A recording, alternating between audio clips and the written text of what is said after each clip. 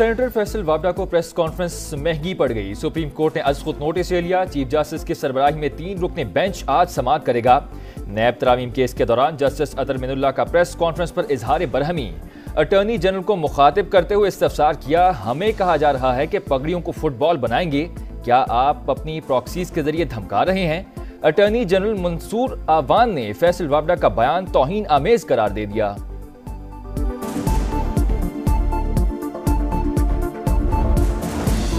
Justice Babar Sattar पर एतराज से मुतालिक फैसल वाबडा को खत का जवाब भी मिल गया। इस्लामाबाद हाईकोर्ट के रजिस्ट्रार ऑफिस ने वाज़ेह कर दिया, आइन में जज बनने के लिए किसी और मुल्क की शहरियत या रिहाइश रखना नाअहलियत नहीं। जस्टिस अतर मिनुल्लाह 6 जजेस के खत पर अज खुद केस की कार्रवाई में भी वाज़ेह कर चुके। जस्टिस बाबर सत्तार के ग्रीन कार्ड का मामला जुडिशल कमीशन में जेर बहस आया था। जस्टिस बाबर सत्तार ने उस वक्त भी चीफ जस्टिस को ग्रीन कार्ड का बता दिया था। कमीशन ने गौर व फिक्र के बाद बतौर जज तकर्रुरी की मंजूरी दी।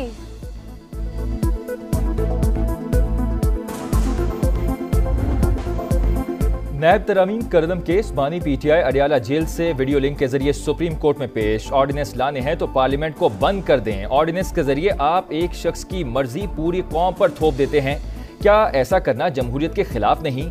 चीफ जस्टिस का इस्तफसार, कहा एक कानून मुअत्तल किया जाए फिर केस सुना ही ना जाए तो मुल्क कैसे तरक्की करेगा? कानून हम तोड़ें या फौज, एक ही बात है। हम कब तक खुद को पागल बनाते रहेंगे? समाअत गैर मुअज्जना मुद्दत तक मुलतवी। बानी पीटीआई की वायरल तस्वीर नौजवान वकील ने बनाई, तहकीकात में पता चल गया।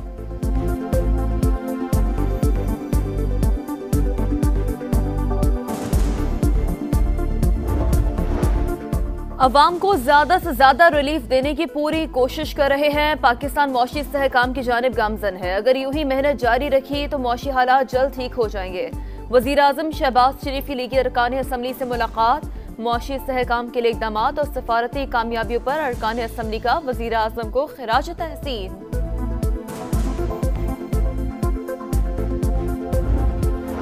IMF से नया बेल आउट पैकेज हासिल करने का मिशन। मुज़ाकरात आज 5वें रोज भी जारी रहेंगे। आलमी मालियाती इदारे का बेनज़ीर इनकम सपोर्ट प्रोग्राम शफ़ाफ बनाने और बजट में रकम बढ़ाने पर जोर।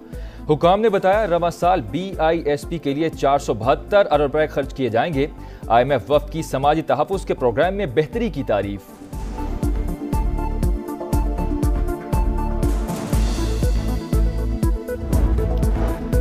आज़ाद कश्मीर के एहतजाज में बास शरपसंद मौजूद थे जो कत्ल गारत और जलाओ घेराव चाहते थे। वज़ीर आज़म का आज़ाद कश्मीर काबीना से खिताब, कहा 23 अरब रुपए आज़ाद कश्मीर हुकूमत को मुंतकिल हो चुके। मुजाहिरों के दौरान अमवात पर इजहार अफसोस, शोहदा के वर्सा के लिए जल्द पैकेज का ऐलान। शहबाज शरीफ की हुर्रियत रहनुमाओं से भी मुलाकात, कश्मीरियों की अखलाकी, सियासी और सफारती हिमायत जारी रखने का आज़म।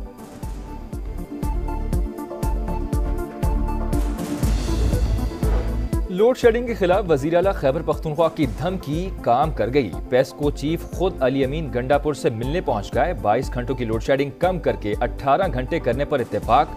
वजीर आला ने वफाकी वजीर तवानाई को मुलाकात की दावत दे दी। कहा अपने बकाया जात से कटौती करवा कर लोगों को रिलीफ देना चाहते हैं। बिजली चोरी रोकने और रिकवरी मामलात में वफाक से ताउन की यकीन दहानी।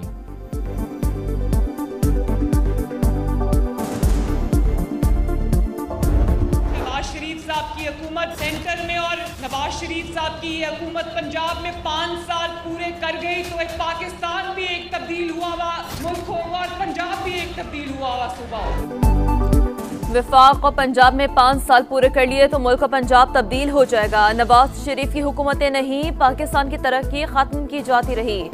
मरियम नवाज का जारहाना अंदाज, अरकान को पुलिस अफसरों के तबादलों की सिफारिश करने से रोक दिया। 4 माह में किसानों के लिए 400 अरब रुपए का पैकेज लाने का ऐलान।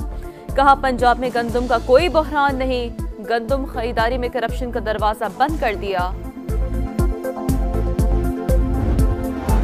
लाहौर में जमात इस्लामी का मस्जिद शुहदा से ऐवान वज़ीर आला तक किसान मार्च। हुकूमत को किसानों के नुकसान का अजाला करना होगा। हुक्मरानों को अब सर छुपाने की जगह नहीं मिलेगी। हाफिज नईमुर रहमान का खिताब, किसान रहनुमाओं की मुतालबात पूरे न होने पर मुल्क गिर एहतजाज की धमकी।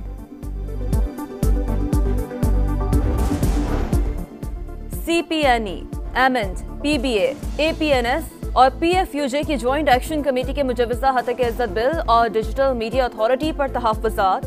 मुजवजा बिल आज़ादी इजहार के बुनियादी हक के लिए खतरा करार दे दिया। एमिंट ने भी वफाकी हुकूमत के पीका तरमीमी बिल और पंजाब हुकूमत के मुजवजा हतक इज्जत बिल को मुस्तरद कर दिया।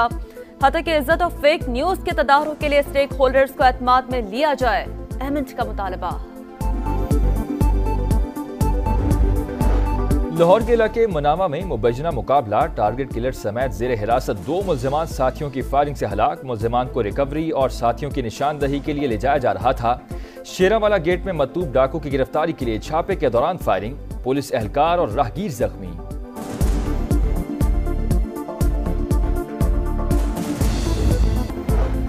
कराची पुलिस के अंदर मौजूद काली भेड़ों के खिलाफ क्रैकडाउन का आगाज। कायदाबाद थाने के इंटेलिजेंस अफसर के खिलाफ भत्ता खोरी का मुकदमा दर्ज।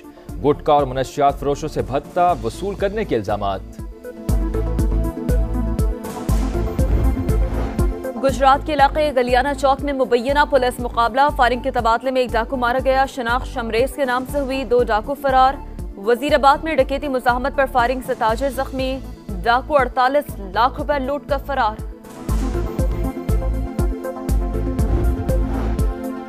इस्लामाबाद मरी एक्सप्रेसवे पर फुरी के मुकाम पर जंगल में लगी आग पर 17 घंटों बाद काबू पा लिया गया। कूलिंग का अमल जारी।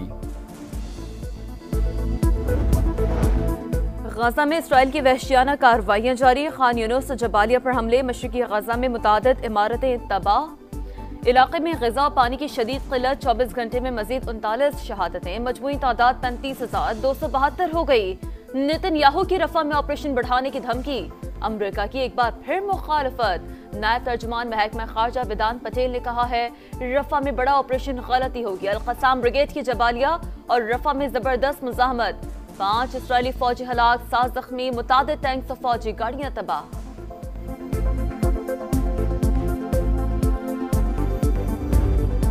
सऊदी अरब का एक बार फिर आज़ाद फ़लस्तीनी रियासत के क़याम की हिमायत का ऐलान। बहरीन में अरब लीग का सरबराही इजलास। सऊदी वली अहद मोहम्मद बिन सलमान ने कहा, गजा में इजरायली जारहियत बंद होनी चाहिए।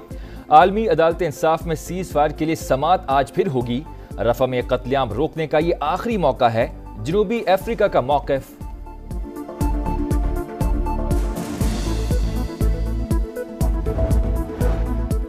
कौमी हॉकी टीम ने पाकिस्तान का नाम दुनिया में बुलंद किया। टीम हारी नहीं, जीती है। वजीर आजम का सुल्तान अजलान शाह टूर्नामेंट में सिल्वर मेडल जीतने वाली कौमी टीम के एजाज में तकरीब से खिताब। खिलाड़ियों में चेक तकसीम किए। शफात अली की पैरोडी पर तकरीब किश्ते ज़ाफ़रान बन गई। राणा साहब, आपको 1 हफ्ते का टाइम है। इस 1 हफ्ते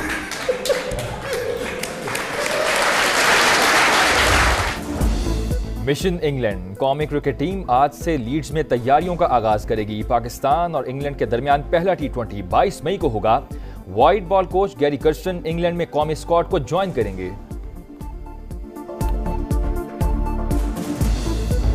और कांस फिल्म फेस्टिवल आबोताब के साथ जारी। दुनिया भर से आए फनकारों के रेड कार्पेट पर जलवे। बॉलीवुड अदाकारा ऐश्वर्या राय की दबंग एंट्री, मेला लूट लिया।